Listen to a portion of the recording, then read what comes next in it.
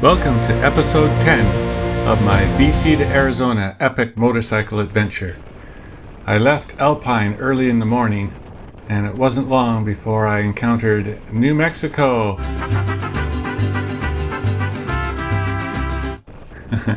Welcome to New Mexico. The first thing I noticed was the state of the roads. Unfortunately, the maintenance of the roads in New Mexico, out here in the remote areas at least, were nowhere near as good as they were in Arizona. So that said, let's see where I am and where I'm going. From Alpine, it's east into New Mexico, then south through the Apache and Gila National Forests towards Mule Creek, where I cross back into Arizona to Safford, then head down south, and I make my way through the desert to the great city of Tombstone. From there I continue west and end the night in Patagonia, which is a great park for camping. While road maintenance was initially sketchy, the road quickly became quite good. In fact, I really liked what they did on this stretch of highway. They had a lot of bumps. You can see here, they kind of cut a section right through a hill to keep the road flat. And they did this over and over in this section. And although it doesn't look too steep, it's actually quite downhill in this section. And you could just go at whatever speed you wanted. It was really, really well constructed. And so you just sort of float through the corners. It's not overly technical, but it's it's downhill. There's lots of twists and turns, and the road was actually very smooth. So kudos to New Mexico for this stretch of road.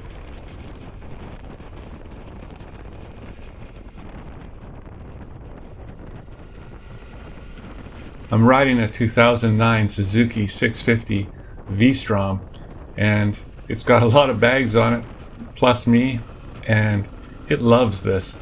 It really thrives on this kind of road. It's so good in the twisties. I mean, it's not a sports bike, but it really just holds its line.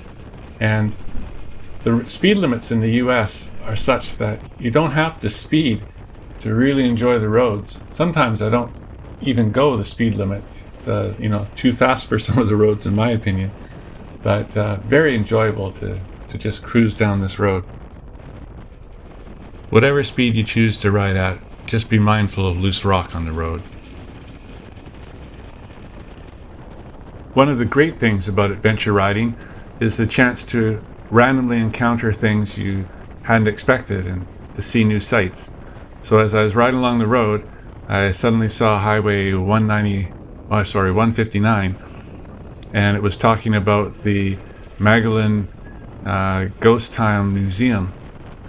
So I saw it and I pondered for a bit, and eventually I decided to slow down and take a peek. So, I already had my route for the day pretty much determined. And at this point, I was having so much fun coming out of the twisties on the mountains on the way down that I was just really in the groove. You can see I forgot to turn off my blinker as I've turned around here.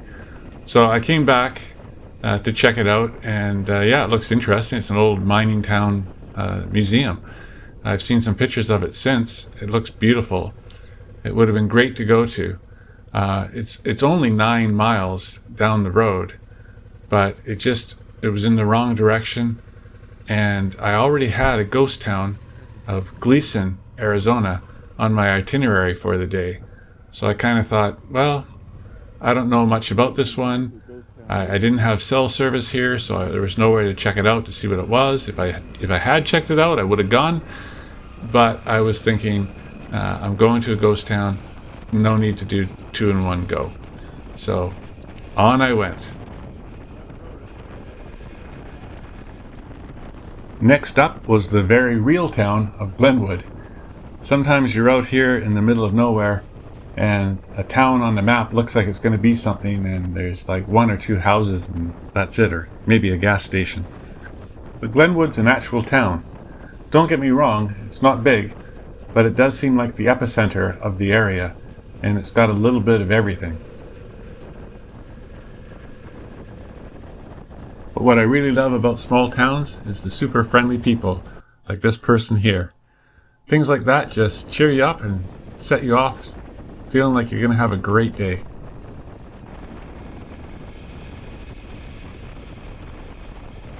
But soon I was back on the road and back in the National Forest. Although I was only in a small part of it, the Gila Forest did seem quite different from the Apache Forest.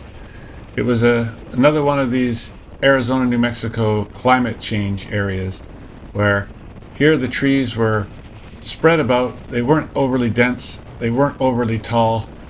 They looked like they were clinging to life in a harsh environment. Neat to see the different ecosystems. I was in a motel last night, and so I got a really good start in the morning. And here it is, only 9:30. I've traveled a lot of miles, and I decided to stop at the Leopold rest area or picnic area to have some breakfast. And it's just the irony of the situation. I came to this place and it's beautiful. There's nobody here, and I'm not even off the bike, and someone else shows up.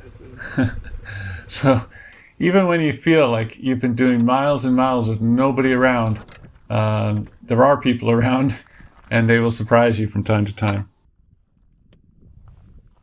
Here's my view from the picnic area, and here I am with a typical breakfast. Yes, I kind of live on granola bars. Next up, I encountered the kind of barren desert you might expect in New Mexico. Lots of grass, dried out, everywhere you can see, and fairly straight roads. But then I turned onto Highway 78, and I saw this glorious sign, and it said, "Curves, mountain grades, truckers not recommended." And I thought to myself, yeah, that's where I want to go. I'm sorry, New Mexico, but Highway 78 really starts to pick up when you enter Arizona again and the Apache National Forest. This is where the curves and the altitude changes happen. It also is where the trees start to get big again, and so the scenery is something to behold. But the main attraction here is the curves. So many curves and so little traffic. It again is one of these great places to experience a motorcycle.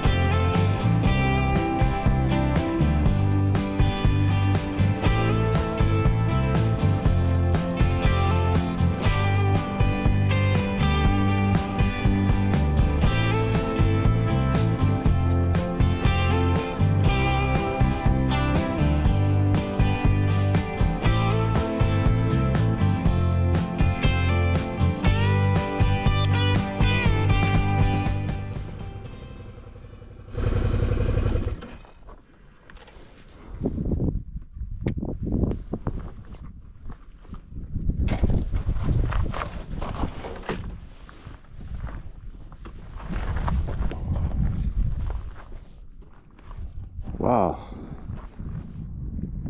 Sometimes you just have to stop and stare. Some of these views are amazing. I wish the camera could capture the true depth of the experience, but it just never does, really. This is so much more spectacular in real life.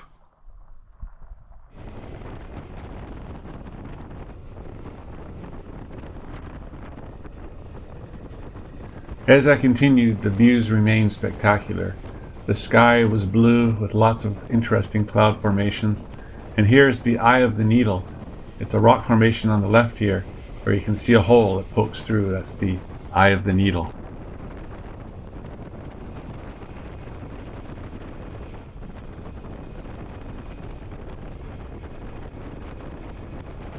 And now I begin my descent out of the mountains. There's plenty of twisty roads remaining. Highway 78 is very spectacular. In fact, I think I'm going to do a ride-along video, so look for that, a special video just on Highway 78.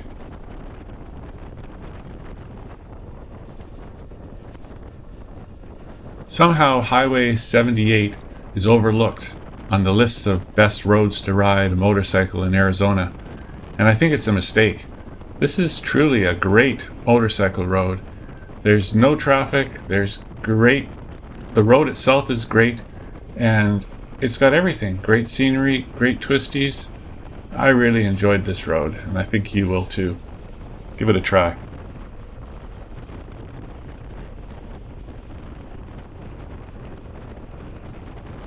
Something I've learned to expect is often when you exit the mountains, you end up on hills, and you're on the hill ridgeline, and so you're still elevated and the views are spectacular, and that was the case here. After putting in a lot of highway miles, I was closing in on my next destination, the ghost town of Gleeson. At Pierce, I turned off the highway and onto Ghost Town Trail. The road was fairly commonplace until it wasn't. The sign said, "Pavement ends," and sure enough, it wasn't long before I was on a dirt road again.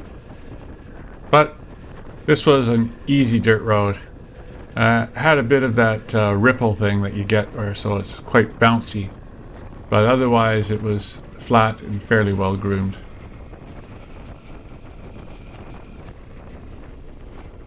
There was, however, a lot of loose sand on the sides of the road, and so without constant grooming, you could see that this road could become a bit of a hazard. There was a few places where there was a fair bit of sand on the road, nothing I couldn't navigate through, but enough to make me pay attention. And it got me thinking, is this one of these dirt roads where the farther I go, the worse shape it's going to get? There were a few ranches along the way, and that was promising, so at least a few people would come out here. Of course, they'd be riding in four-wheel drive pickup trucks.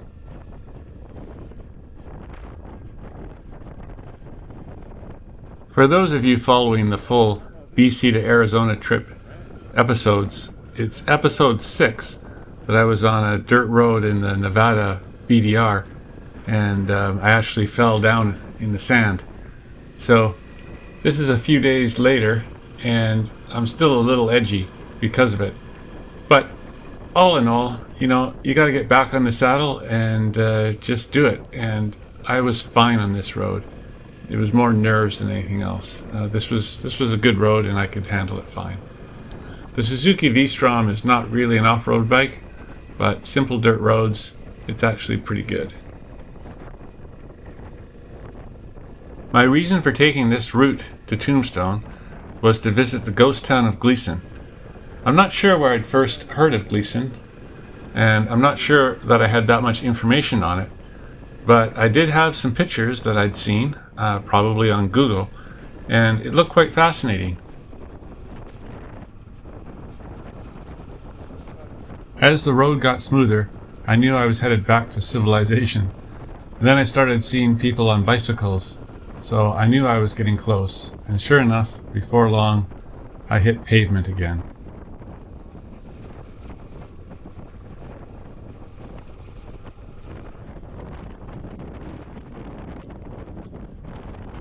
When I finally arrived at Gleeson, it was a bit of a mixed bag. On the one side of the road was the chief attraction, a couple of buildings where they would serve you drinks, you could have sandwiches and maybe some other food, and it was a good pit stop if you come here, particularly on bicycles from Tombstone. However, there was a wagon and an old rusted car there, so they'd spent some effort to give it a bit of appeal, but it still felt more like a tourist trap than, an authentic ghost town.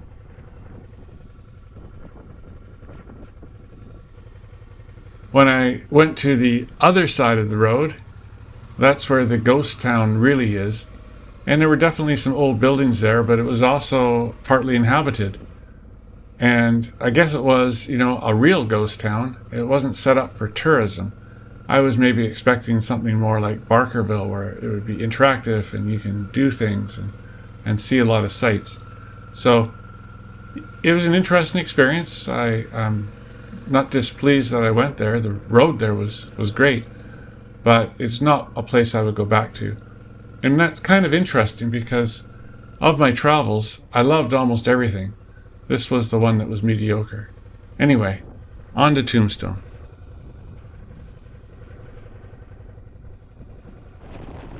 The road to Tombstone was simple and fun. The thing to remember about Tombstone is, besides being a tourist attraction, it's an actual town. So, I don't know the population, but it's a reasonable size, and I had to go through that in order to get to the Tombstone that everyone's looking forward to, the old town with the corral. So, here we are at Tombstone, and I guess this is the main street, main drag. Wait!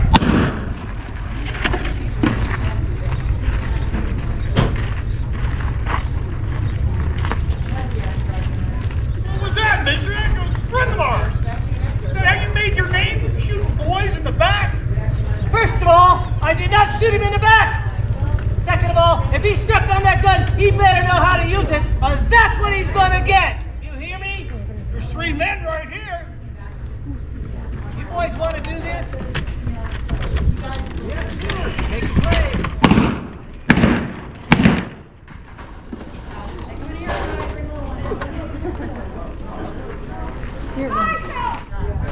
From street shows to trinkets, Tombstone is truly a tourist town. You can spend a lot of money here if you want. I found some interesting things here, and of course it does have the OK Corral show, which is quite impressive. But it was neat to wander around and pretend you were a gunslinger in the old Wild West. But this is a motorcycle trip, so on my way again. From Tombstone, I took the Highway 82 west, heading towards Patagonia. It was a nice, pleasant afternoon. There were some trikes and many motorcycles out for a ride. It was a beautiful day for it, and a beautiful road. It's not overly technical, but the scenery is nice, and it was just a pleasant experience and a good way to spend the afternoon. Less than an hour later, I made it to Patagonia Lake State Park. This is a man-made lake from a creek in a canyon. It's 256 acres, and it's a great spot for camping and for fishing. The park has just over 100 camping spots, and much of the time you need to reserve in advance. But fortunately, this was April, and it was fairly full nonetheless. They say the busy season is May to November, so most of the year, and I was just outside that window. So it's a popular area. It's not a hidden gem, it's a well-known gem.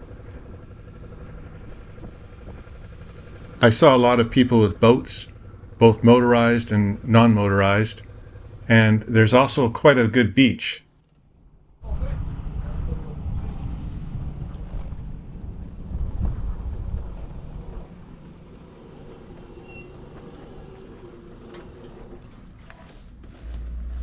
Hey there, hoping to get a campsite? Ah, here we are, Patagonia Lake State Park.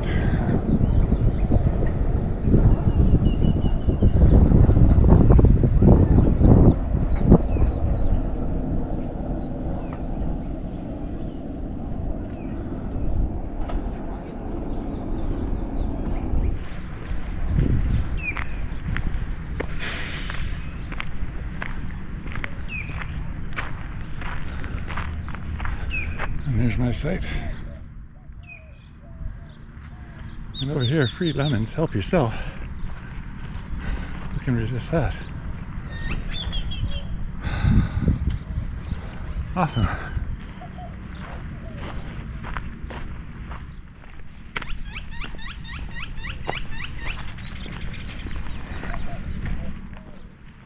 Sneaky cut through.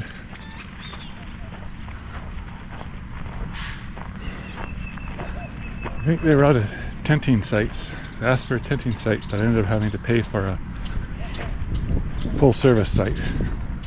So $30 instead of $20. No big deal. More than I need. But right next to the washrooms. Great spot for the tent. Nice picnic table. Covered. Oh, I don't think it's gonna rain. Hey, I hope you liked the video. If you did, hit the like button, leave a comment, and don't forget to subscribe. I'll see you next ride.